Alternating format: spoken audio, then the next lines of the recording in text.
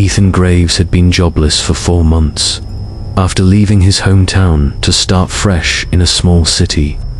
The only work he could find was at the edge of town, night security at the defunct St. Augustine Hospital. The place had been shut down 10 years earlier after funding ran dry. Since then, it had become a local ghost story hotspot, the subject of grainy YouTube videos and late-night dares. Ethan didn't care. Ghosts weren't real, debt collectors were. When he walked into the contractor's office, a tired-looking man named Ron greeted him. "It's easy work," Ron said. "You show up at midnight, walk the halls every hour, use the logbook, keep kids and drunks out. That's all. Is the building powered? Some emergency lights work. No cameras though. Bring your own flashlight." Ethan signed the papers without asking questions. "By the way," Ron added as Ethan was leaving, "don't go into the basement. That part's sealed."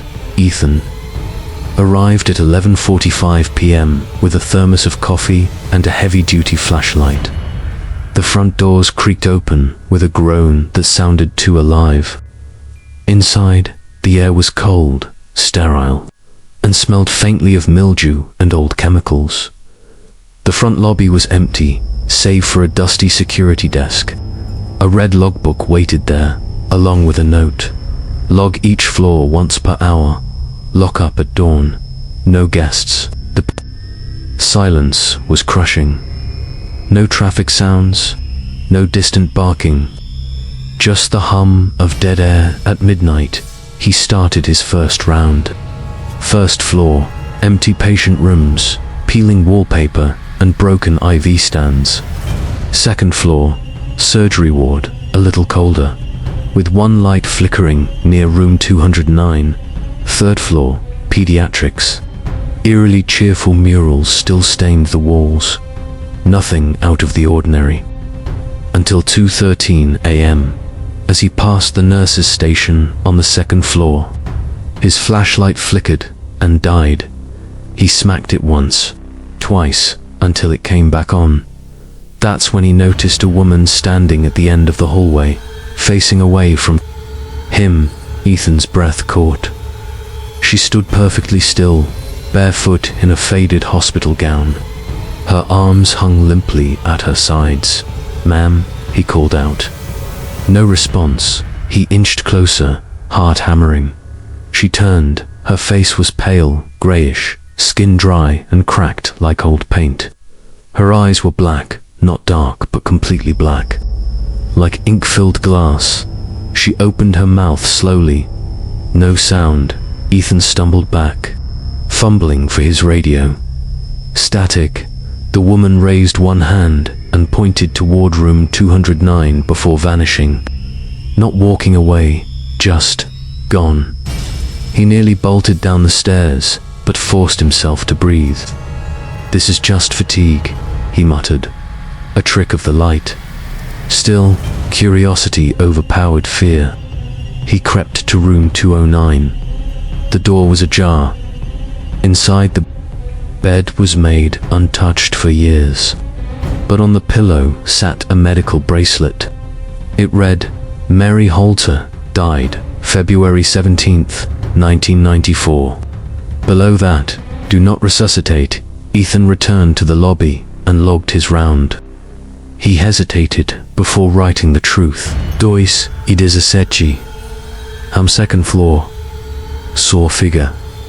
Room 209.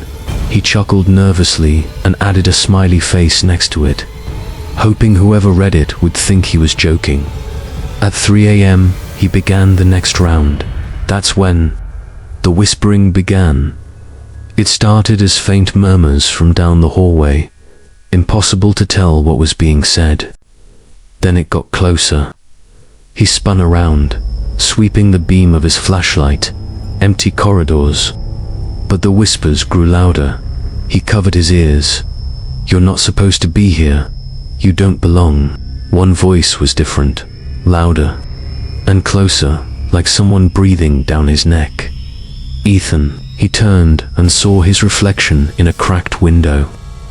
Behind him, someone else's shadow. He screamed and dropped the flashlight. When he picked it back up, the hallway was empty again, but the radio buzzed to life. A voice whispered through the static, "Basement, come to the basement." It's where they all go. Against every instinct, Ethan descended the stairs to the forbidden basement. The door at the bottom was rusted, chained, but now it hung wide open. Inside was pitch black, colder than anywhere else in the building. His flashlight barely pierced the dark. Metal drawers lined the walls, morgue slabs mostly closed. One was open just slightly. The label rusted off. A heavy stench of formaldehyde and something worse filled the air. He stepped closer and noticed a toe tag. Hanging out, it read, "Ethan Graves, the 4th of July, 2025. That was today. His hands trembled. His breath fogged the air. Suddenly, the drawers began sliding open one by one. He backed away as corpses rose from the slabs. Faceless, rotting figures with surgical masks melted into their skin. The whispers returned, deafening now. "You were always meant to stay. We've been waiting. Graveyard shift, ... for eternity." A hand reached out and grabbed his arm, cold, firm. Then everything went black. At 7 a.m., Ron arrived to find the front doors still locked from the inside. No sign of Ethan. The logbook was open on the desk. The final entry read, 4:06 a.m. Morgue. It knows my name. The flashlight lay beside it, still warm, still working. Ron called the police. A search team swept the hospital for hours. No sign of struggle, no forced exits, but a paramedic recognized the name on the toe tag found in the morgue. Ethan Graves. "Strange," she muttered. "We handled a patient with that name last week. He died in a crash outside town. Brought him here by mistake. The paperwork got lost." They checked the records. Ethan Graves had died before he was ever hired. Now, no one takes the graveyard shift at St. Augustine.